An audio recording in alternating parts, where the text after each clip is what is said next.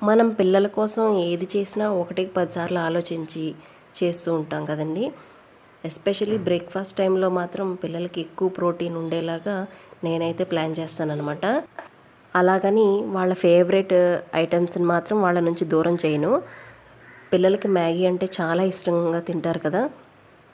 So, అలాంటప్పుడు మనం ఇలాగా ఆటా నూడిల్స్ గానీ ప్లాన్ చేసామంటే చాలా బావుంటుందనమాట. మైదాతో కాకుండా మనకి గోధుమ పిండితో చేసిన నూడిల్స్ దొరుకుతున్నాయి కదా ఇప్పుడు. అలాంటి వాటిలో ఎక్కువగా వెజిటేబుల్స్ మిక్స్ చేసుకొని వేసుకొని నూడిల్స్ చేస్తూ ఉంటాను.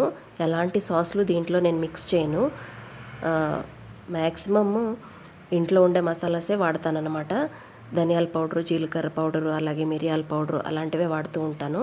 అలాగే ఒక 2, 3 ఎగ్స్ కూడా ఇలాగ స్క్రాంబుల్ చేసేసి జస్ట్ ఆయిల్‌లో కొంచెం ఫ్రై చేసేసి ఇలాగా నూడిల్స్‌లో కలిపేస్తూ ఉంటాననమాట. వాళ్ళకి